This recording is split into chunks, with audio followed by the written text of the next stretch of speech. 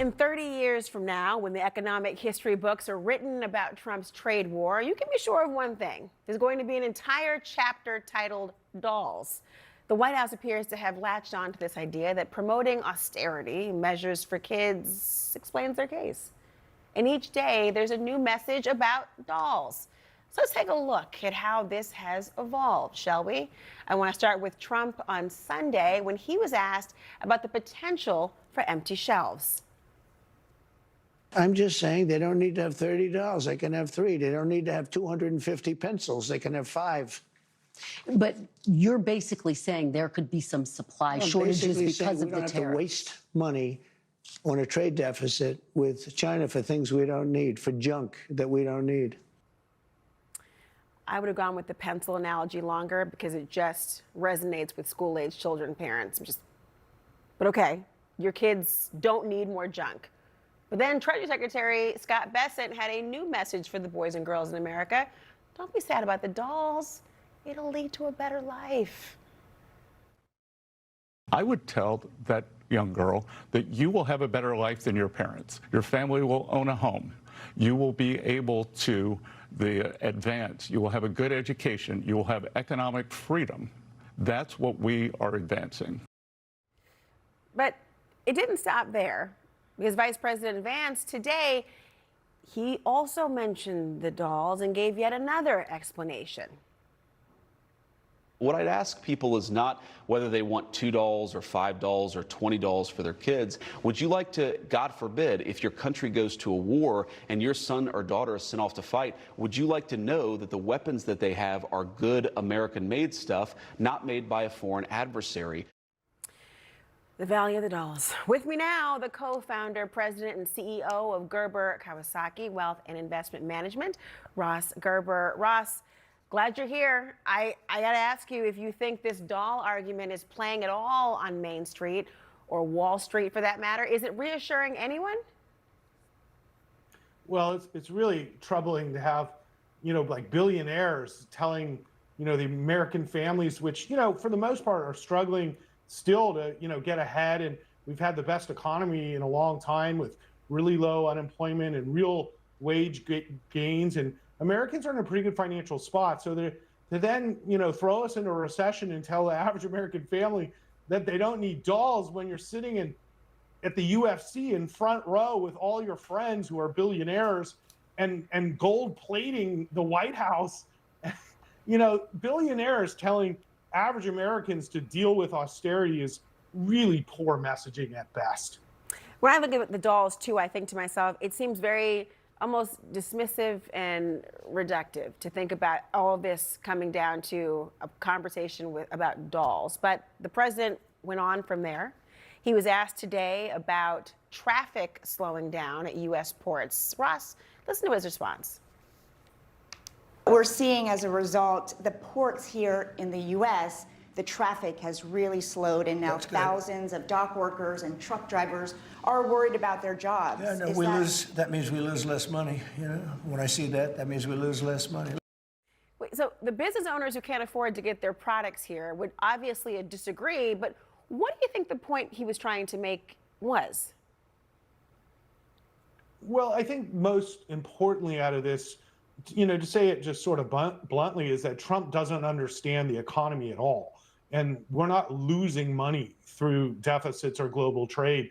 It's a transference of goods and capital for different needs. And in America, for example, the doll argument is absurd because really what Americans want is choice and low prices. And that's what's really driven capitalism since the beginning of time, is the idea of having, full competition globally, which gives American consumers the best choices in the world. And, when people from other countries come to America, one of the first things they say is they go to a grocery store and it blows their mind, the choices that they have. So taking choice away from Americans just isn't going to play well. So they can keep trying to sell Americans about austerity. But when people start losing jobs for real, it really dramatically affects real families. We're going to see a turn in sentiment against this administration if they don't come to terms with the fact that there isn't an immediate return to growth just when you completely, throw the whole trade, system into an imbalance. So So what we could have is a pretty bad recession, and in the best case scenario, no growth. And I just don't think it's so simple to say, well, things will just be great in the future. I've gone through some very hard times in America, like the financial crisis. And so I think it's just really narrow-minded to, run the ship into the dock and then say, don't worry, it'll only be a little bit of damage. You mentioned capitalism, and you probably heard from the billionaire Trump supporter and Citadel CEO Ken Griffin, who told Politico today, quote, tariffs open the door to crony capitalism. The government starts to pick winners and losers. Now, the trade framework that Trump announced with the UK today, Ross, it would lower tariffs on luxury cars like Rolls-Royce, because everyone's getting one of those. Listen. We took it from 25 to 10 on Rolls-Royce because Rolls-Royce is not going to be built here. I wouldn't even ask them to do that. It's a very special car, and it's a very limited number, too.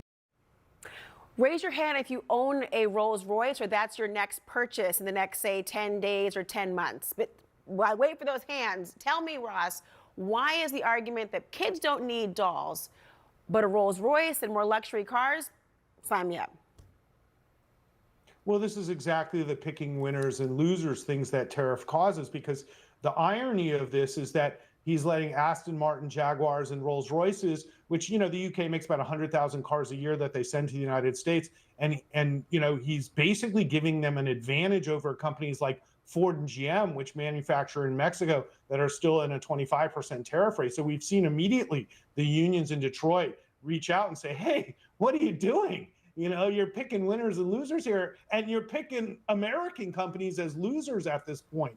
So it's not like Ford and GM can just change the global supply chain every month when Trump at his whims changed tariffs. So not only does it pick winners and losers, it's the uncertainty and the constant change that really throws business into turmoil, and what is really causing much more of the damage than even the tariffs themselves, because consumers are pulling back, businesses are pulling back, and everybody's going into defense, and that's exactly how you get a recession. Ross Gerber, thanks for your insight. Well, market optimism in anticipation of US-China trade talks in Geneva this weekend, and breaking this morning, a major concession from US President Trump suggesting an 80% tariff for China is more likely than 145%. Well, Chinese exports to the US sank by 21% in April, right as new tariffs took effect. But in a surprise to the markets, China's total exports actually rose more than 8% last month. Well, Justin Wolfers joins me now. He's a professor of economics and public policy at the University of Michigan. It's good to have you, Justin. What can we expect from the first round of these talks between the US and China in Switzerland this weekend, do you think?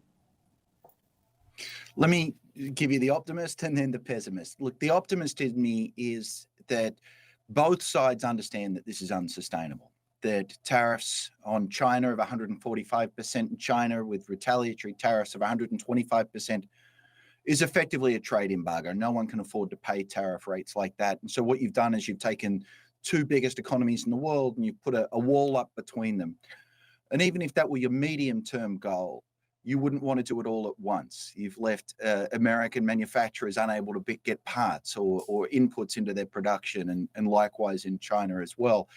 So it's the American tariff on China is bad for people in America and bad for people in China. China's tariff on America is bad for people in China and bad for people in America. Hopefully they'll bring it down. The problem, of course, is that this is an issue that's been central to the president's. Sorry? Yeah, you're right.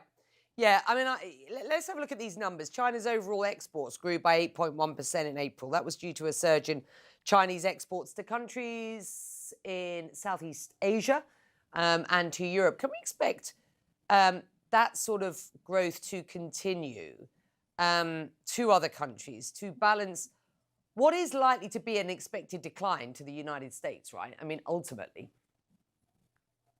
Yes. So there's two issues at play there. The first one is China is engaged in one trade war. The US is engaged in 192. And so what that means is when China can't find willing buyers in the United States, it will naturally look elsewhere.